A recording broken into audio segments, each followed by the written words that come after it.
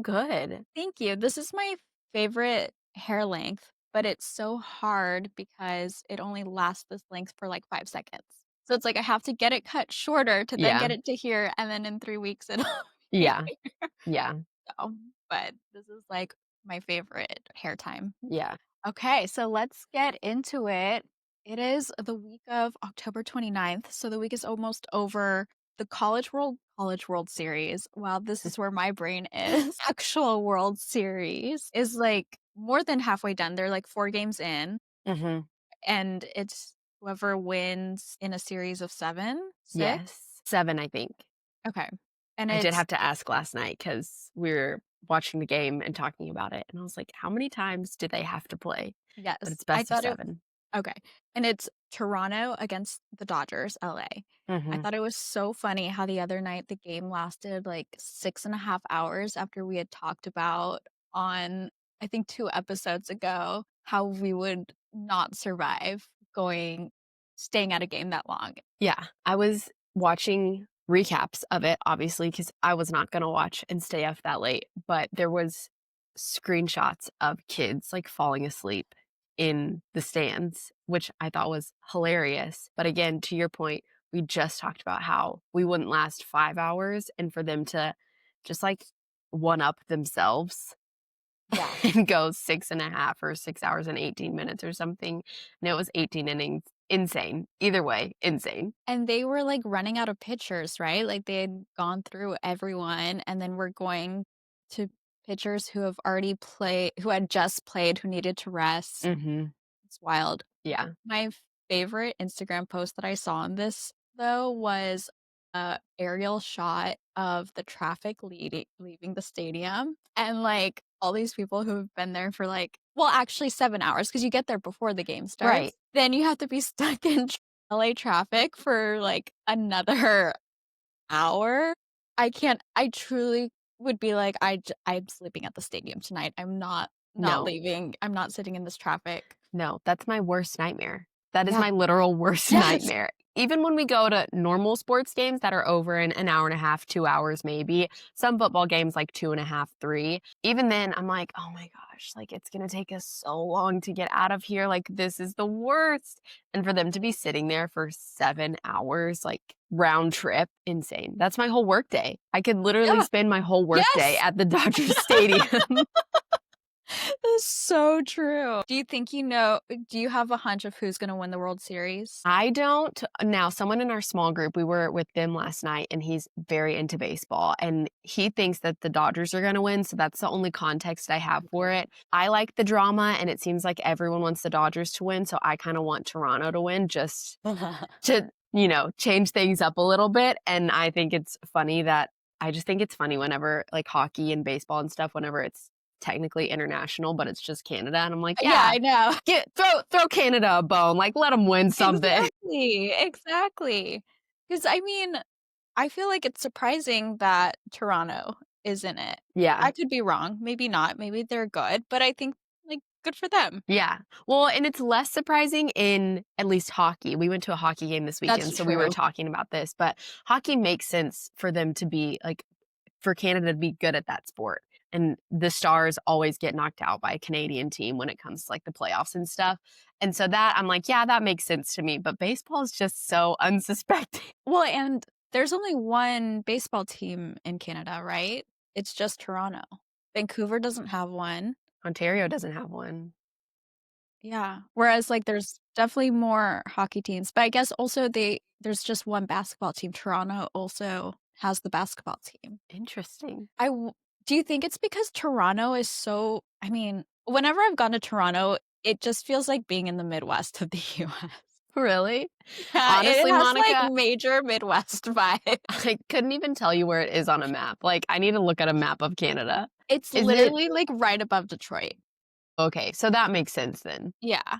Whereas, like, Yeah. Vancouver feels more like you're in a different country. Yeah. I've never been to Montreal, but obviously that's definitely gonna feel different. I don't know. It was so funny going to Toronto because I flew Air Canada from Kansas City to Toronto, and because it's Air Canada, they do half in French and half in English for, like, the safety things and all that, and it felt Uh-huh. so bizarre to hear it in French for a 2-hour flight just, like, across the Midwest. That is so funny. I've never even thought about that. I've obviously never been to Canada because I don't know where anything is in Canada, but I've never considered because, yeah, you hear like when you're going to Mexico, obviously you hear things in Spanish. When you're going to, like when we went to France, obviously that would be in French.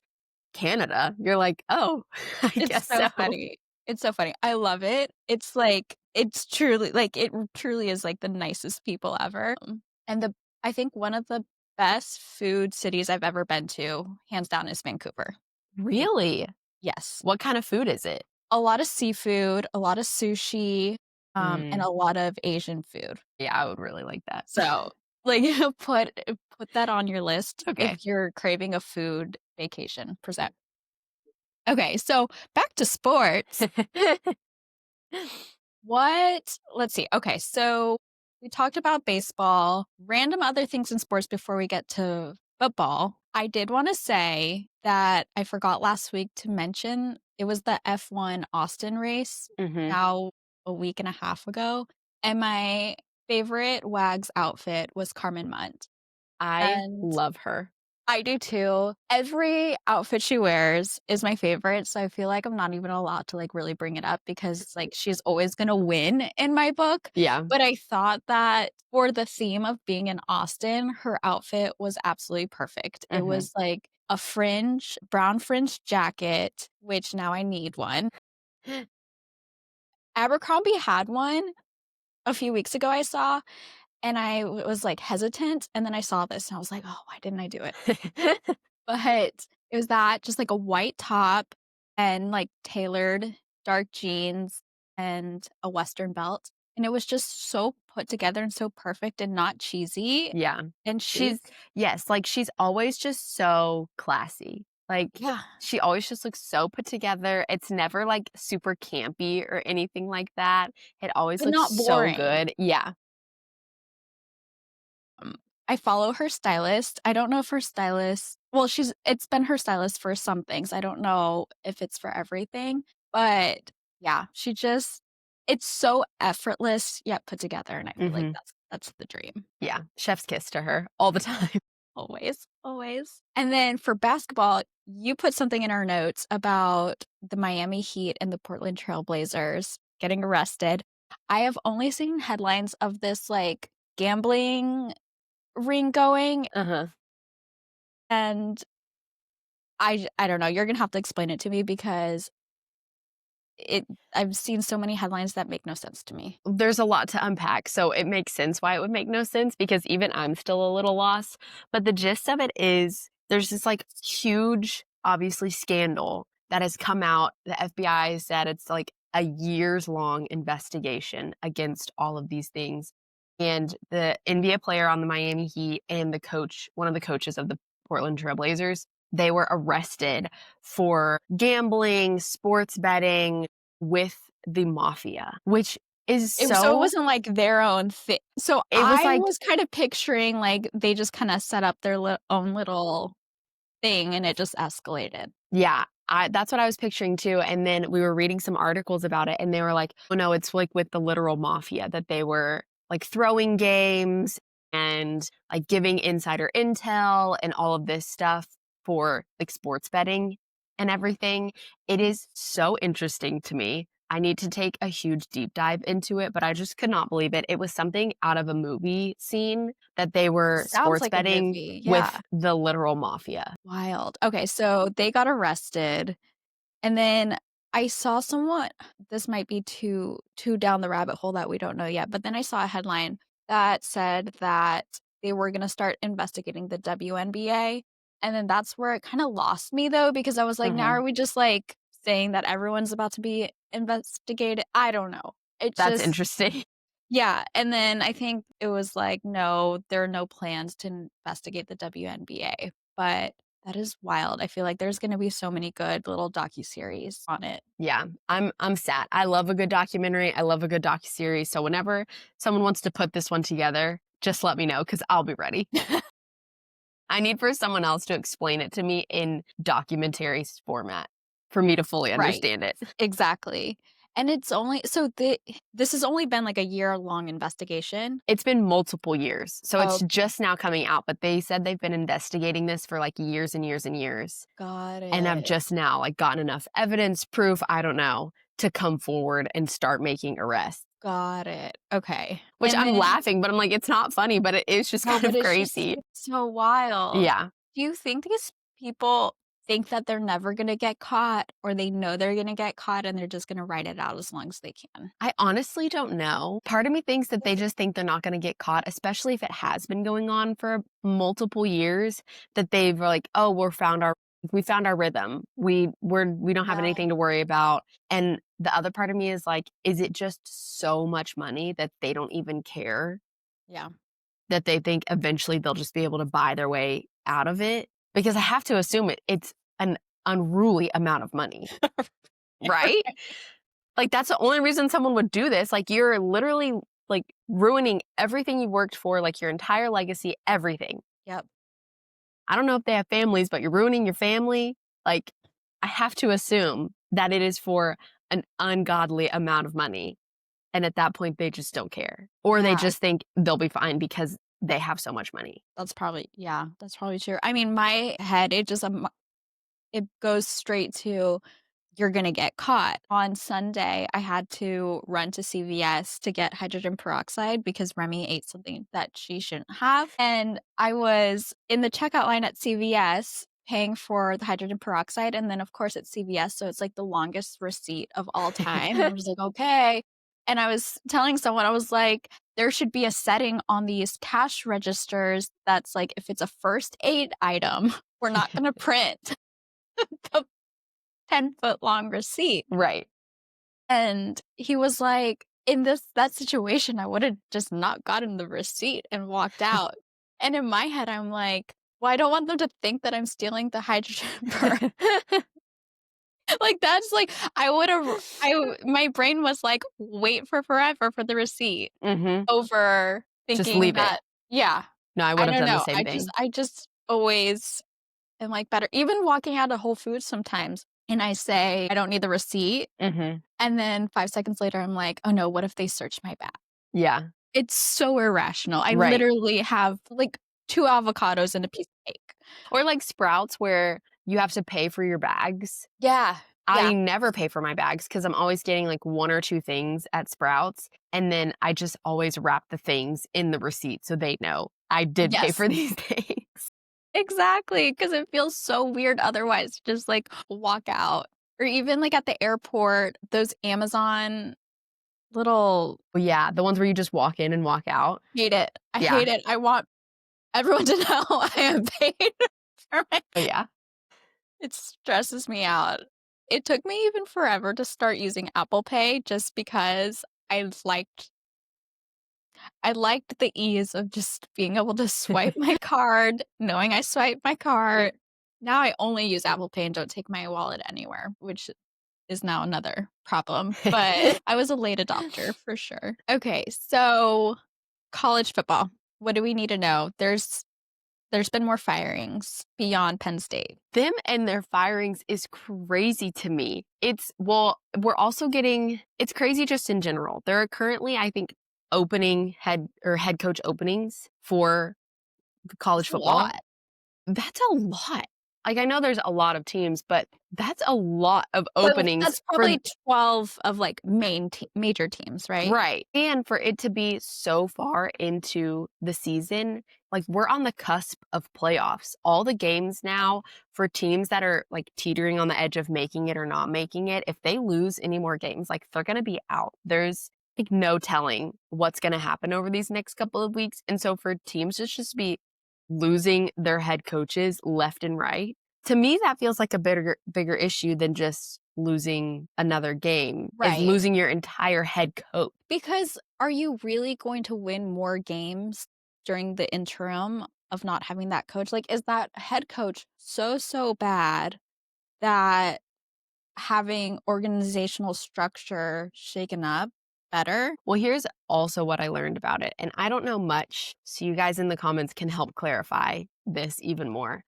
But what I was learning, my husband listens to a lot of football podcasts, and in just me eavesdropping and hearing like bits and pieces of it, is that I guess they're considering not even this season anymore. It's less about this season and more about them getting a head coach for when they're starting to recruit for next season.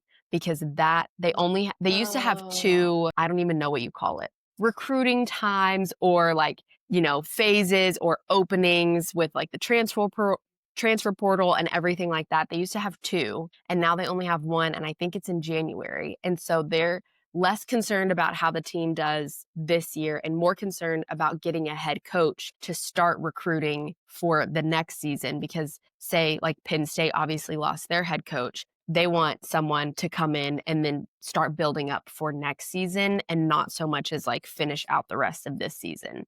That makes so much more sense. Yeah.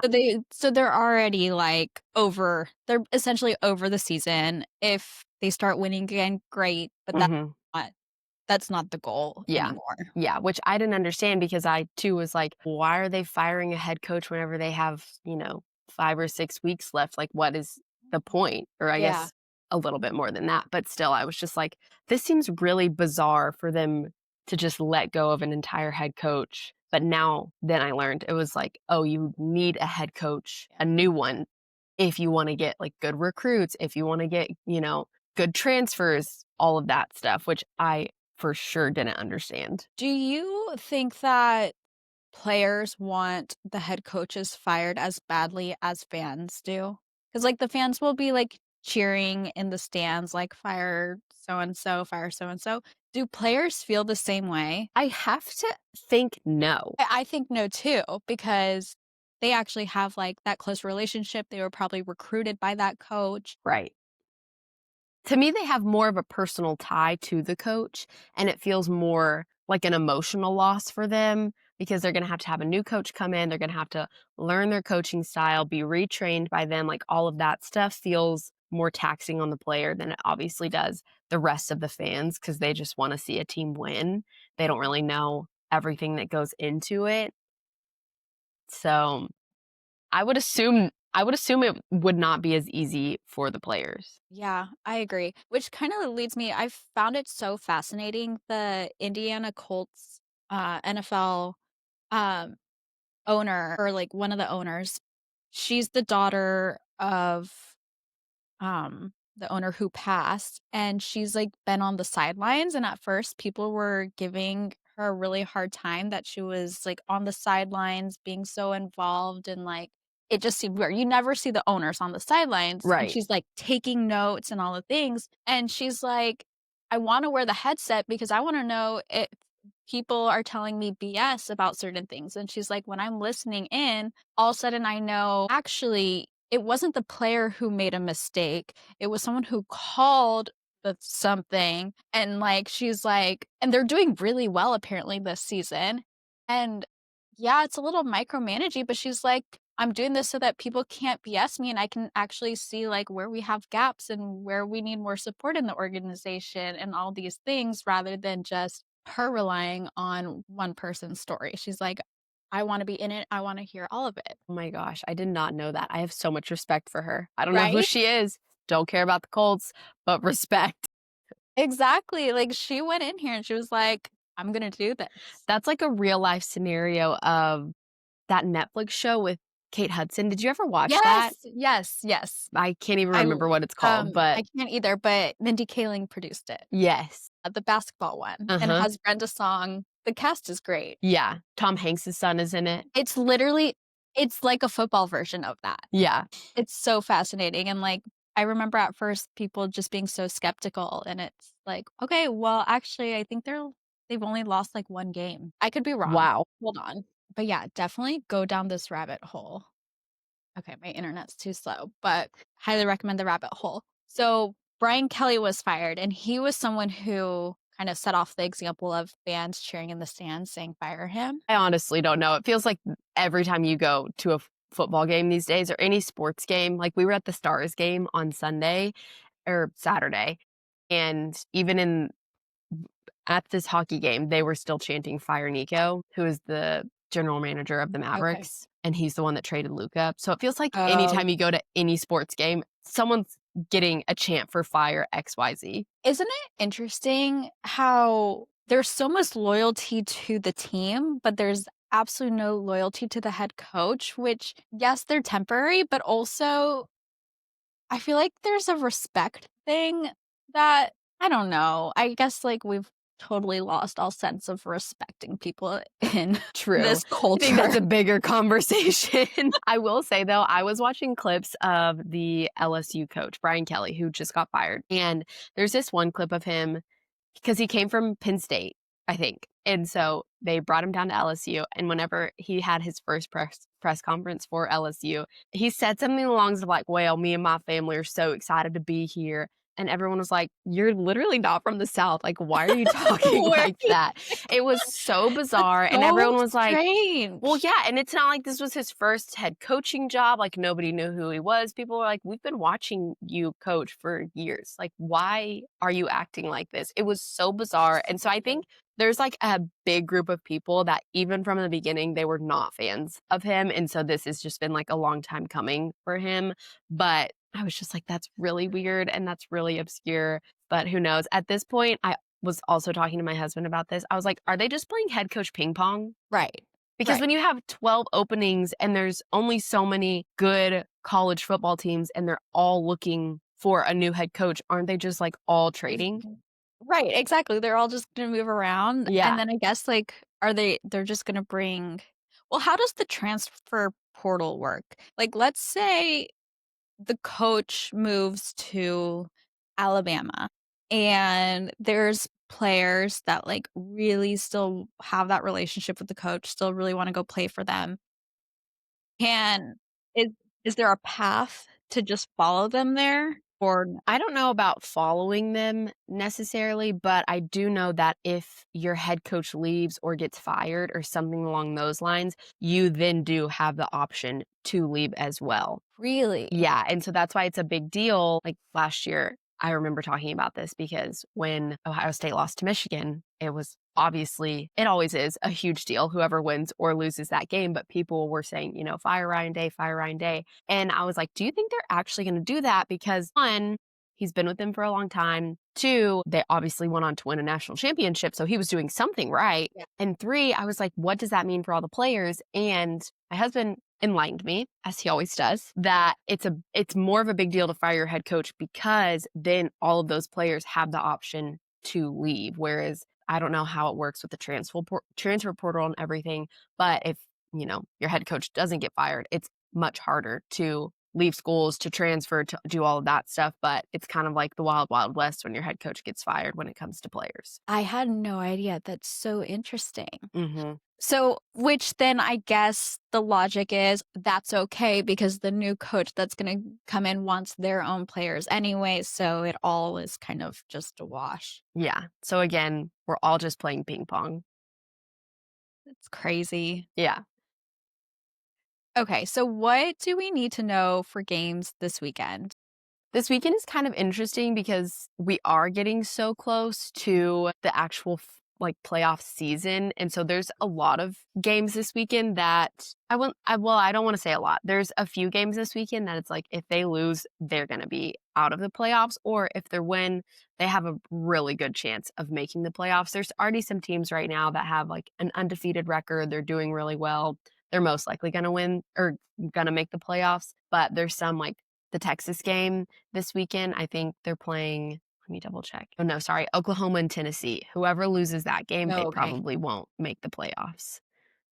But I would say there's more interesting games like during the day. There's less interesting night games. But like Ohio State's playing Penn State. That is usually a really, really big game. But because of all the drama with Penn State, no one really knows what to make of this game. Right. So So probably Ohio State will. yeah. So people are assuming that Ohio State's probably going to win. In my own household, that's what I'm hoping for. But yeah, it's usually like a really good game. But there is some drama with this game, though, because Ohio State's defensive coordinator, Jim Knowles, he left Ohio State last year at the end of the season to go be Penn State's defensive coordinator. And people were Oh, kind of shocked because obviously they had just won a national championship. Like they were riding a high from this whole season, and he just up and left to go be another defensive coordinator at a it's not different like a school. promotion. Right, right. So I was like, well, did he get a different coaching job, a head coach job? And they're like, no, he literally just went to be a defensive coordinator somewhere else. So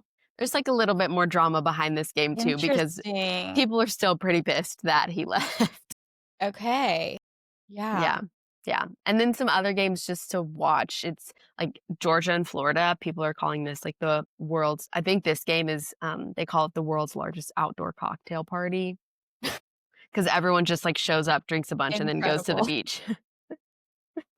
Yeah. And then Texas at Vanderbilt. If Texas doesn't win this game, they probably won't make the playoffs. Okay. So that's a little unfortunate for them, especially given that they were ranked number one at the beginning of the season, like before the season started. But And Vanderbilt's like they're good enough this year to be able to yeah, beat them. yeah, it'll be interesting.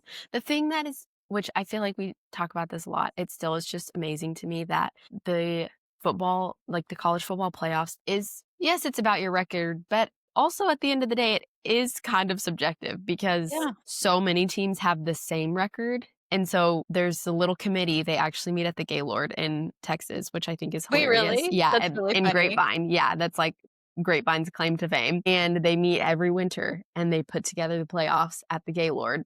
And it's like, who's going to make it? Like, you can't really tell because it really does come down to this like committee, which is so bizarre to me.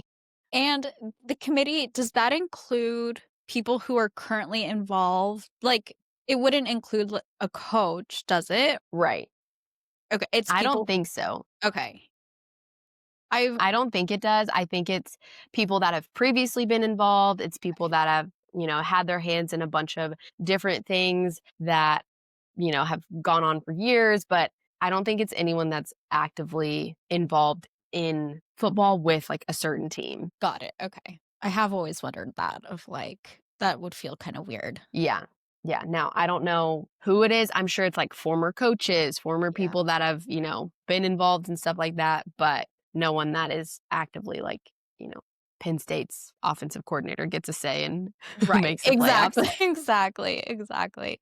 Okay, so then like the contenders though, they're Ohio State. Ohio State, Indiana is probably going to be a big Oh, contender. interesting. Yeah, which is again a little unsuspecting, but they're actually doing Yeah. really well this season. I always think of them as a basketball school. Yeah, me too. They're again, no one really thinks about them, but they're actually doing pretty well. So I wouldn't be surprised to see them in there. I think they probably got one of the best shots. Okay. I think they do play Ohio State though, and so that'll be interesting to see one who wins that game, and then two how do rankings line up after that. Yeah. But Okay. some other teams to that'll have a good shot of making it are like A&M, Texas Tech, obviously some big SEC schools like Georgia, Alabama, as always, and then Notre Dame. If Notre Dame wins this weekend, they'll probably make the playoffs, Okay. which is interesting because they had a little bit of a rocky start at the beginning. Yeah. Yeah. So it'll be an interesting weekend. Just it's less about like games to watch this weekend and more just getting closer and closer to figuring out who's going to make the playoffs. So I think that's more of the lore that's coming along with each weekend that we get closer to November, December. Yeah. And then seeing so the playoffs and then anyone who doesn't make the playoffs seeing what bowl games come to Exactly. be. Exactly. And I personally think the bowl games are so much fun. I Yeah. love the Pop-Tart Bowl. I love the freaking Pop-Tarts that run around everywhere. I think they're so stinking cute and hilarious. I love the bowl games. I love the Egg Bowl. It's so bizarre to me that they have so many different bowl games, Oh, but I that's know. like the fun part. And the funniest sponsors, like the Cheez-It Bowl. Like Yes. it's just so it feels so random. Yeah. Yeah.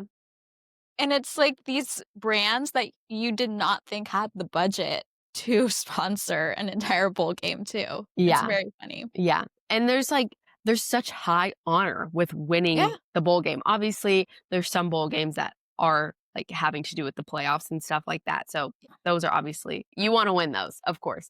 But it's like who's going to win the Egg Bowl this year? Like that's what everyone's watching and you're like, "Okay, I guess me So too. I guess I'm concerned with the Egg Bowl." it's so funny.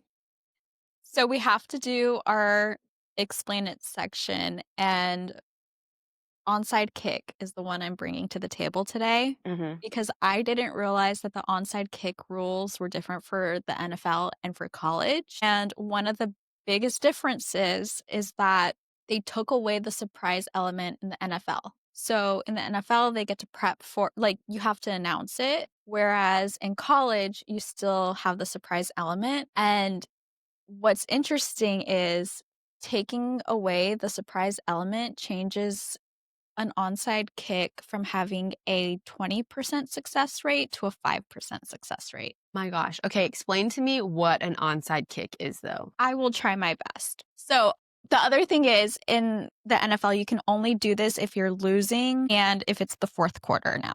But That just feels essentially, so corporate. Like, I putting know, so many I know. stipulations around this, like, Where's the fun why in it if yeah, you have to tell the other team that you're about to do it? like, why even have it then? Just get rid of it altogether. Exactly. So essentially, it's instead of, let's say you're losing and it's the end of the game and you really could only score again if you get the ball back, but there's not enough time for the other team to get the ball back, get the ball, and then it come back to you. So how do you get the ball back to you? And instead of kicking it off to the other team, you're kicking it and you're doing this like little tiny baby kick so that hopefully one of your players can grab the ball and now you can use like the remaining 3 minutes to have possession of the ball. Interesting. Okay.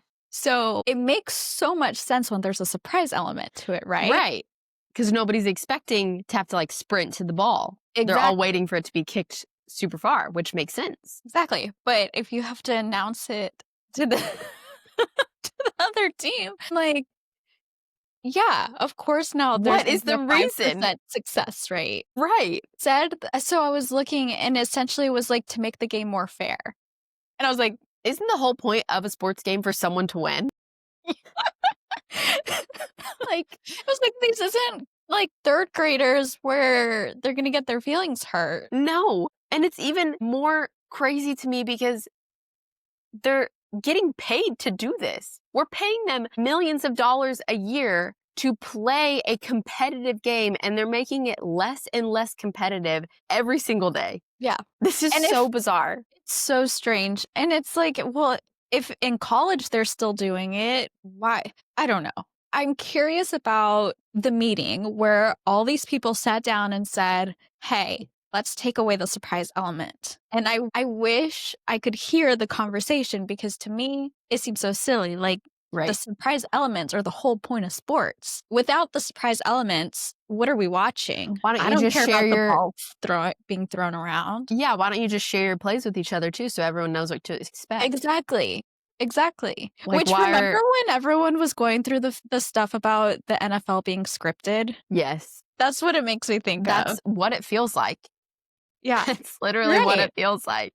Although I also have to say, this is a total side note. It just reminds me of whenever I can't remember if I talked to you guys about this. Whenever it was a couple years ago, Michigan got caught for sign stealing. Did I talk to you about this? We like briefly for like a Okay. sec. Well, I'm an idiot. Like, just know that beforehand. I was just like dipping my toe into the whole college football world. And then all of this came out about Michigan sign stealing. And they were like, I cannot believe this would happen. I cannot believe Michigan would do this, blah, blah, blah. This is like a huge upset for college football.